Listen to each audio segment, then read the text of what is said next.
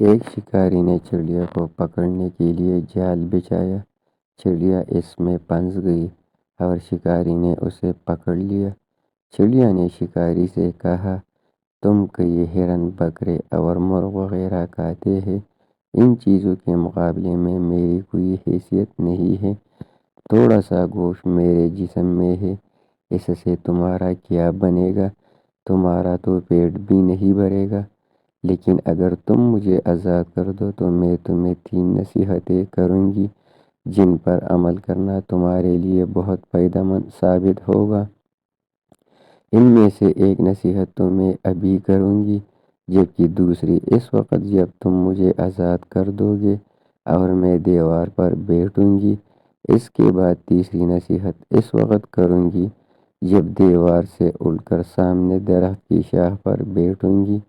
شکاری کے دل میں لالچ پیدا ہوا کہ نہ جانے چڑیا کیا فائدہ مند نصیحتیں کرے گی۔ اس نے چڑیا سے پوچھا، تم مجھے پہلی نصیحت کرو، پھر میں تمہیں آزاد کر دوں گا۔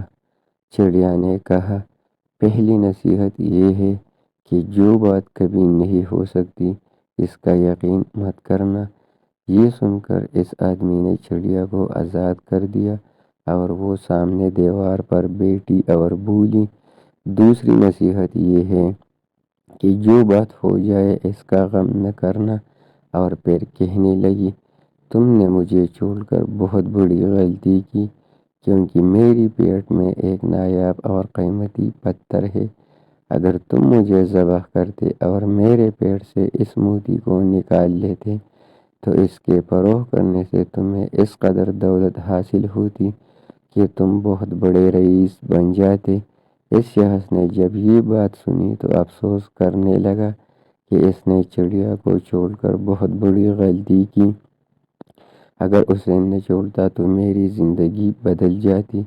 چڑیا نے جب اسے اس طرح سوچ میں دیکھا تو اڑ کر درخت کی شاخ پر بیٹھی اور بولی، ابھی میں نے تمہیں پہلی نصیحت کی کہ جو بات نہ ہو سکنے والی ہو اس کا یقین نہ کرنا، لیکن تم نے میری اس بات کا اعتبار کر لیا کہ میں تھوڑا سا وزن رکھنے والی چڑیا اپنے پیٹ میں پاؤ وزن کا موتی رکھتی ہوں۔ کیا یہ ممکن ہے؟ میں نے تمہیں دوسری نصیحت یہ کی تھی کہ جو بات ہو جائے اس کا غم نہ کرنا، مگر تم نے دوسری نصیحت کا بھی کوئی اثر نہ لیا اور غم و افسوس میں مبتلا ہو گئے کہ ہاں مجھے جانے دیا۔ تمہیں کوئی بھی نصیحت کرنا بالکل بیکار ہے۔ تم نے میری پہلی 2 نصیحتوں پر کب عمل کیا جو تیسری پر کرو گے؟ تم نصیحت کے قابل نہیں۔ یہ کہتے ہوئے چڑیا پھر سے اڑی اور ہوا میں پرواز کر گئی۔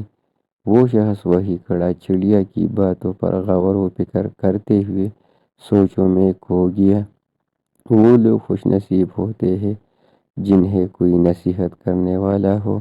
ہم اکثر اپنے مخلص ساتھیوں اور بزرگوں کی نصیحتوں پر کان نہیں دھرتے اور اس میں نقصان ہمارا ہی ہوتا ہے۔ یہ نصیحتیں صرف کہنے کی باتیں نہیں ہوتی، بلکہ دانائی اور دوسروں کے تجربات سے ہونے والے انمول اثاثے ہوتے ہیں جو یقیناً ہمارے لیے مشعل راہ ثابت ہو سکتے ہیں اگر ہم ان پر عمل کریں۔